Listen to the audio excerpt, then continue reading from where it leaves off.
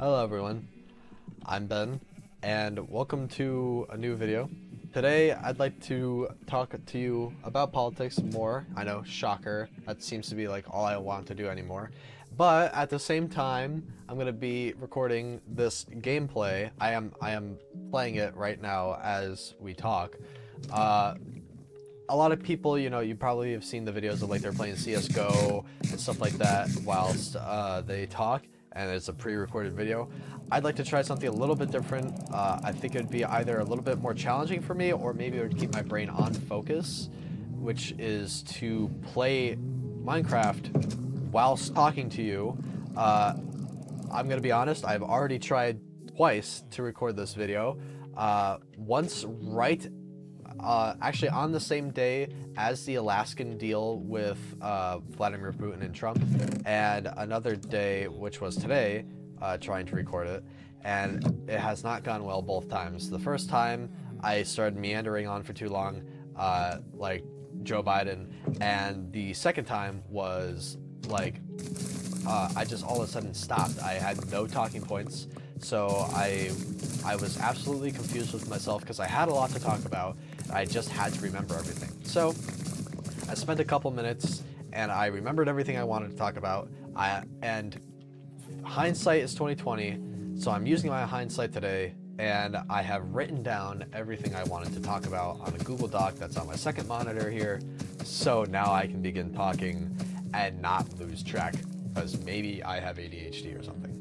The first thing I do want to talk to you about, which is why it's the first thing I want to talk to you about, is the Alaskan deal, or the peace deal for Ukraine in Alaska with Putin. I want to talk to you about this first. I know it's kind of old news now, but the reason why I wanted to talk to you about it is because it was so prevalent when I started to record this video, and I never was able to voice my own opinion. You're going to say, yeah, right, when I tell you this, but I'm going to tell you, I nailed spot on what I thought was going to happen with the talks. I guessed that the talks were going to go nowhere, and that immediately following the talks, that Vladimir Putin was going to give a big push in Ukraine on the front lines. And I was basically spot on. I was a little off about the numbers of how many troops he was going to push in. My guess was like 100,000. I thought he was going to do a massive escalation in the war just to frighten everyone. But turns out I think it was less than that. I'm not sure by how much, but I do know that it was less.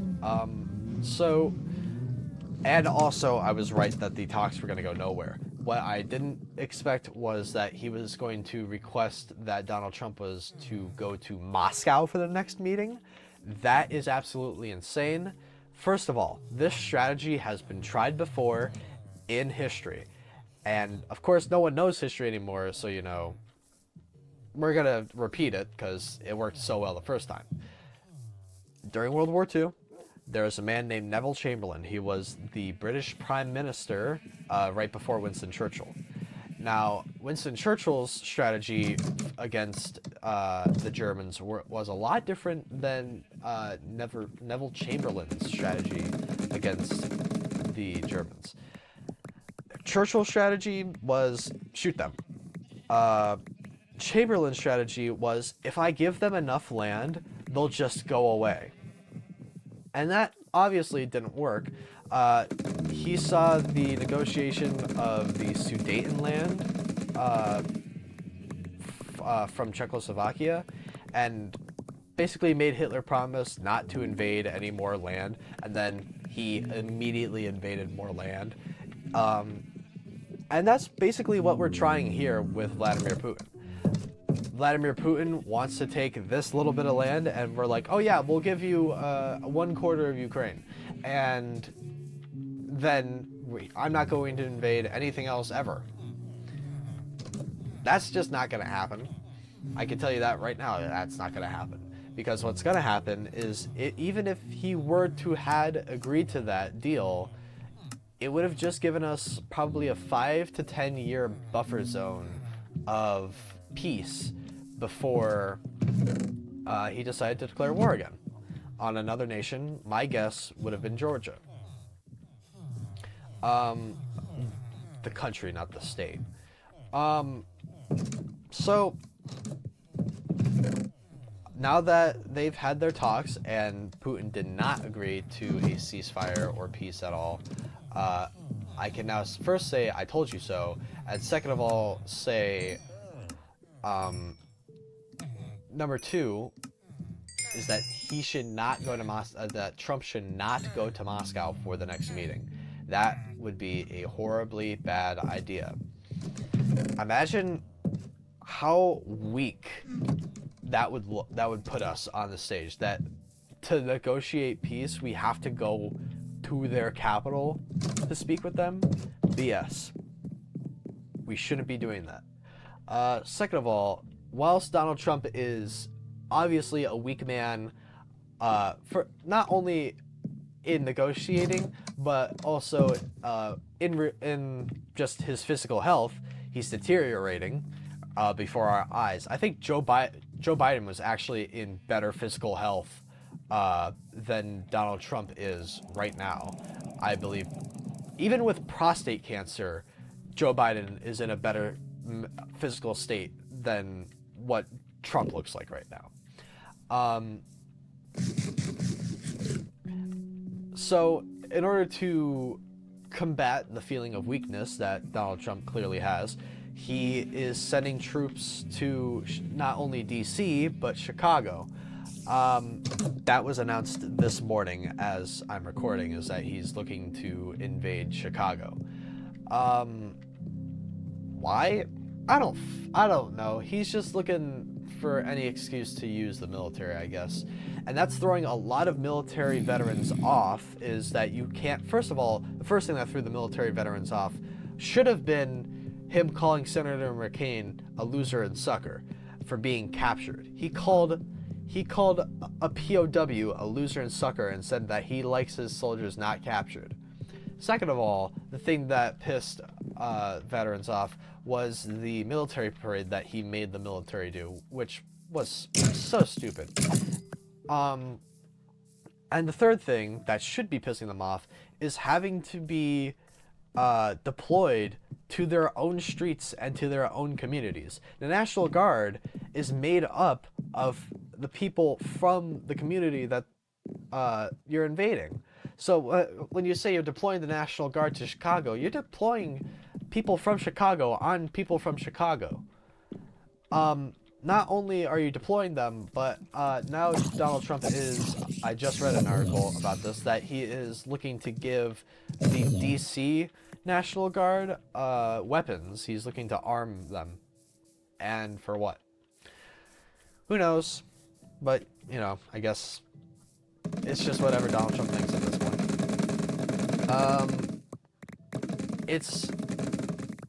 I don't even know what to make of it.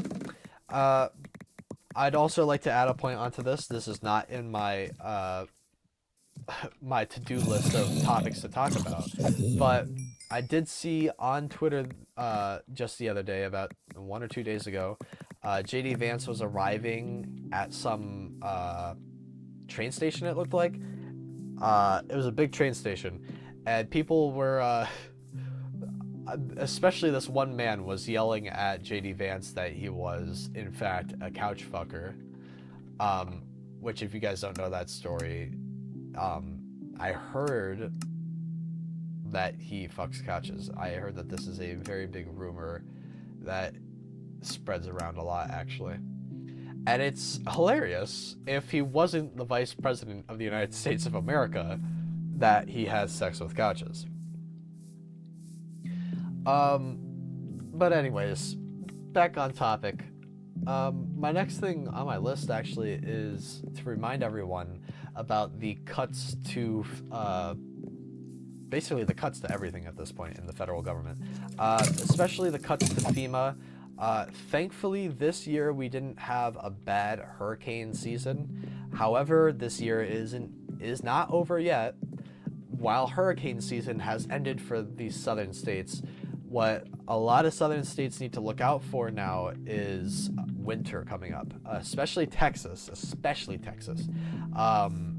Texas has had a bad string lately of these snowstorms, aka less than an inch of snow hitting the ground, causing all the pipes in Texas to freeze, and their entire infrastructure shuts down, and their entire state goes haywire. States like the northeastern part of the country, places like New York, Massachusetts, Connecticut, Maine, all these places have actually good infrastructure built to survive the heat and the extreme cold of winter. But now with these wild climate changing events going on in our country, you just shouldn't have exploded. Do I have dirt? I probably do somewhere. But with these wild weather changing events in our country, now Texas has to be prepared for snow, which is destroying their entire infrastructure. Not only that, but not just FEMA was cut, but also places like our national forests have been cut. He's planning on selling a lot of our national forests, our national parks, to private companies in order for them to drill in the land, which is absolutely insane. Teddy Roosevelt would be rolling in his grave and grabbing his big stick so that he could beat Donald Trump over the head with it.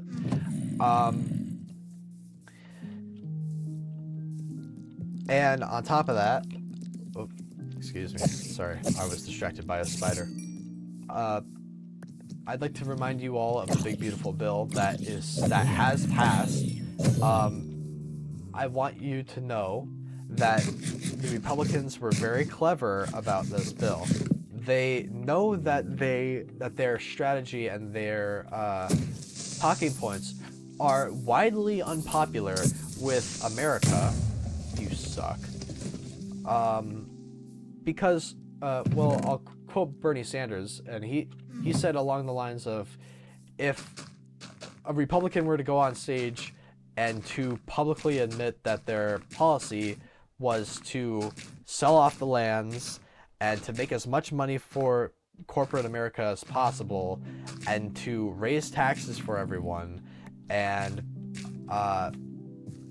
basically take away everyone's freedoms, you wouldn't get many votes. And so they know that. And to mask the effects of the big beautiful bill, what they've done is they're very clever with this because they know it as much as anyone. The American public has a very, very small attention span. We will forget one topic and move on to the next very fast. A great example of this is the Black Lives Matter protests and Ukraine and Gaza. It was in 2020 to 2021 we had the Black Lives Matter protests, and everyone hopped onto that trend. And immediately, boom, it fell off. And then all of a sudden the big problem was Ukraine. We have to defend Ukraine and all that. And now the big thing is Gaza. All right? Everyone, a lot of people in politics are starting to realize that the public has a very short attention span, and their main hope for a lot of the bad shit that they're doing is that if they just don't talk about it too much and they ignore it, the public will 100% move on to a new worry that they have, a new movement that they have, a new whatever, of which that one will also result in nothing happening. So, situations like the Jeffrey Epstein case and situations like what's happening in Gaza are banes of existence for people in politics, because they're realizing now that you can't just shh a situation away. All right, you can't just ignore a situation and have it go away. Not anymore. The Jeffrey Epstein thing is a thing that a lot of right-leaning people are leaning onto, and now even the left is leaning onto it, which is the smartest play for the left, is to actually agree with the Republicans on something and actually stick to their guns on an issue. Keep pressuring about Jeffrey Epstein, because why else has Donald Trump not released the files other than he's in the fucking list? He's on the list, he's on the client sheet, he's taken the plane, he's been to the island, he's slept with little girls. We all know it, and everyone knows it, and he should just come out and say it. Alright? The storm is brewing, and the more and more that he tries to push it off, the more and more guilty he looks. Alright? He's not going to look any more guilty. He's actually somehow looking even more guilty now than if he came out and said, I had sex with little girls with Jeffrey Epstein. Alright? He somehow looks even more guilty than if he came out and said that day one. Somehow he looks even more guilty.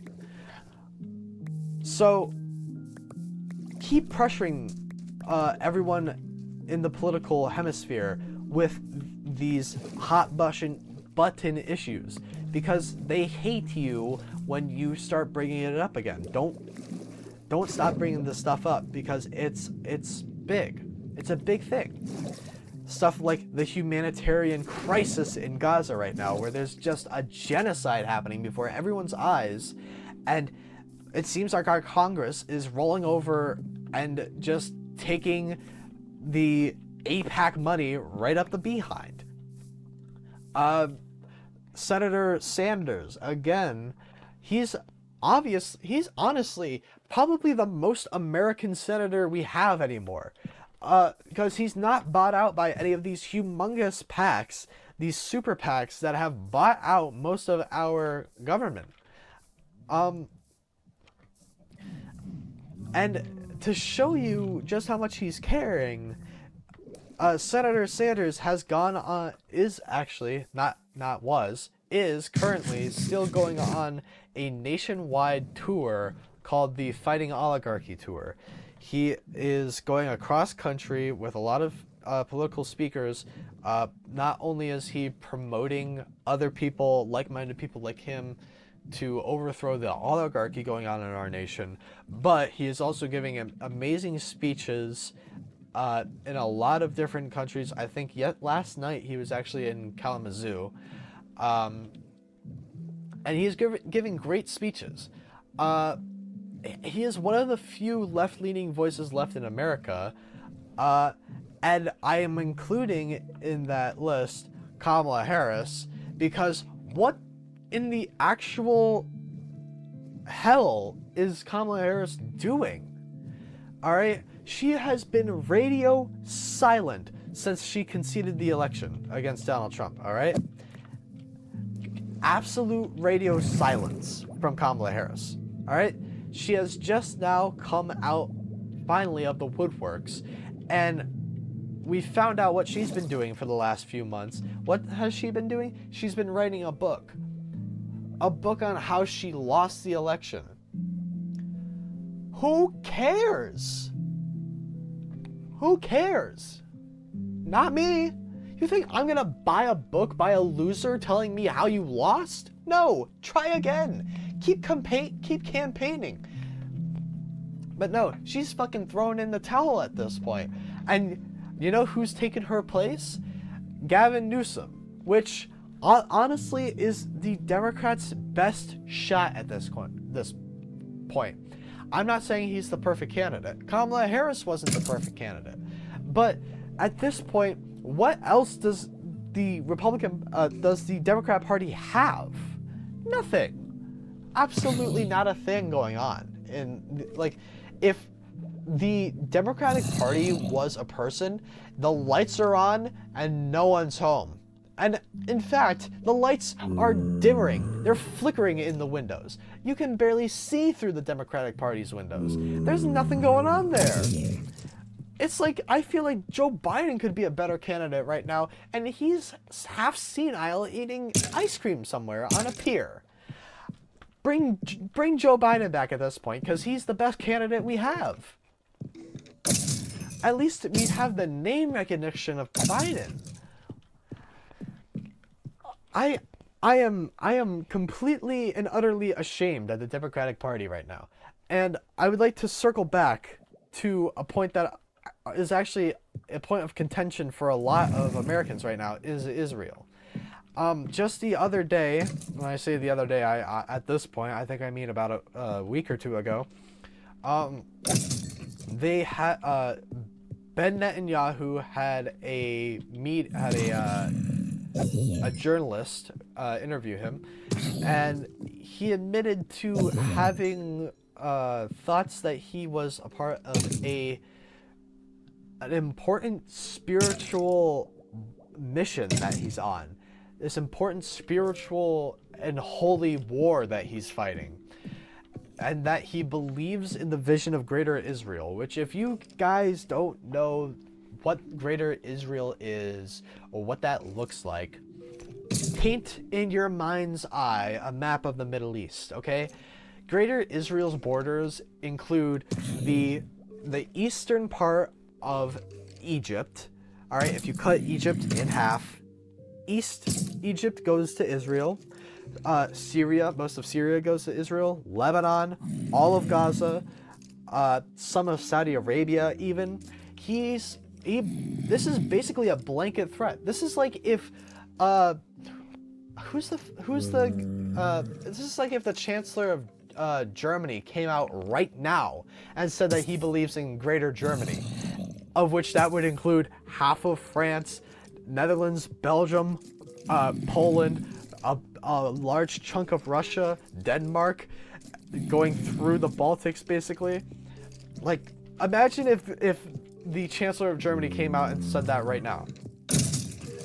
I think the entirety of Europe would shit their pants, and Poland would increase their military spending by 100%. Because they're not doing that one again. Trust me. So, with all these things going on in the world right now, you would think that the Democratic Party would take a look at themselves and go, this is the greatest opportunity. The right-wing agenda of the world is shitting their pants right now. It's our time to rise up and go, hey, we're the leftist party of America, and we're here to make everyone's lives better. But what is the Democratic Party doing? It's nothing. Fucking nothing. They're dead on the wheel. They're the captain of the fucking Titanic, and the iceberg is right square dead ahead. What are you doing? Grab the fucking wheel and say something. Your biggest fucking head of March is Bernie Sanders, and he's 80 bajillion years old, alright? Bernie Sanders is gonna go down in history for being the most correct senator in the history of the world, and he's going to somehow be giving the best speeches from beyond the grave. They're gonna have to get a Ouija board and a fucking medium out so that he can continue his speeches and actually give the Democratic Party a fucking voice, because at this point, that's the only voice we have. What are we doing, guys? What are we doing? Gavin Newsom is looking on gerrymandering California because Texas is going to gerrymander Texas. It's just anarchy at this point. Like, Gavin Newsom is trying to play dirty whilst Bernie Sanders is giving good speeches to the working class, and hopefully the working class works up. Will they ever? No. Will class consciousness ever be achieved? No. Will Bernie Sanders be right? Yes. Will he ever actually have his dreams ever fulfilled? No. It's just absolute insanity. It's absolute insanity, and it doesn't seem like it will ever end ever forever anywhere anytime soon ever. So, what's the big takeaway here? Donald Trump, don't go to Moscow. You will look weak in front of the entire world, which you already are with your arthritis-ridden hands that are bruising every time you knock it against a table, and your colostomy bag is hanging out of your suit again. Don't shit your diaper on Fox News ever again. All right? Stop murdering our own civilians, or getting ready to, I guess, whatever you're planning on doing with those National Guards all over the country. Stop cutting our national service providers like FEMA, because come around winter time, around December and January, I feel like Texas is gonna have a really bad snowstorm that's gonna hit them, and the entire state's gonna be fucked. FEMA is going to be nowhere to be seen. All right, Kamala Harris, just shut up. Just shut up, I guess, is my message to Kamala Harris. Bernie Sanders, keep speaking, because even at 80 years old, you're still kicking and screaming at the top of your lungs about how right you are. And you are right. So keep talking. Gavin Newsom, I guess keep playing the game that you're playing. Alright? Keep playing Trump's game, and hopefully it works out for you, dude. That's the message I have for Gavin Newsom, is I hope whatever you are thinking works out. Alright? Benjamin Netanyahu, stop killing civilians. You need to stop doing it. It's horrible what you're doing. It's actually, it is horrible what you're doing. You're doing a genocide. And the fact that you are the leader of Israel doing a genocide is irony to the utmost degree. And the fact that you cannot take a look at yourself and go, maybe I should stop, shooting AIDS centers and killing 10-year-olds and like 6-year-olds. Maybe, maybe one of the Google searches in Gaza shouldn't be, do little kids grow their limbs back after being amputated, and that was searched up by a child. Maybe Bernie, to the Senate and the Congress, I would like to give a message. Maybe Bernie Sanders shouldn't be the only senator speaking out, all right? Shouldn't be the only senator holding up a stack of messages like this big, stack of names this big, of the amount of kids that have been killed in Gaza. Maybe Bernie Sanders shouldn't be the only one speaking.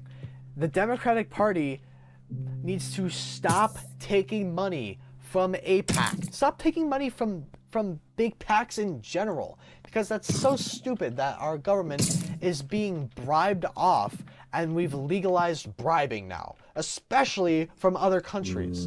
All right?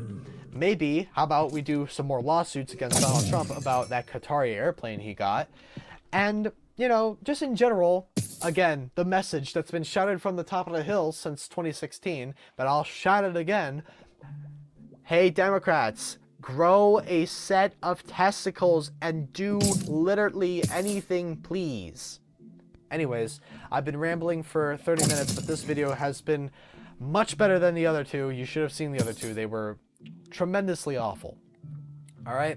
Thank you all so much for watching this video.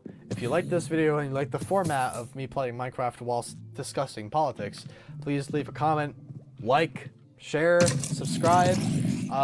I'm actually very active on Twitter nowadays. If you'd like to see me just roast Kid Rock for some reason, I did that recently. I usually react to the White House a bunch because it's really funny whatever they post. And yeah, like, comment, subscribe, share, all that good stuff. And I'll see you all in the next video. Goodbye.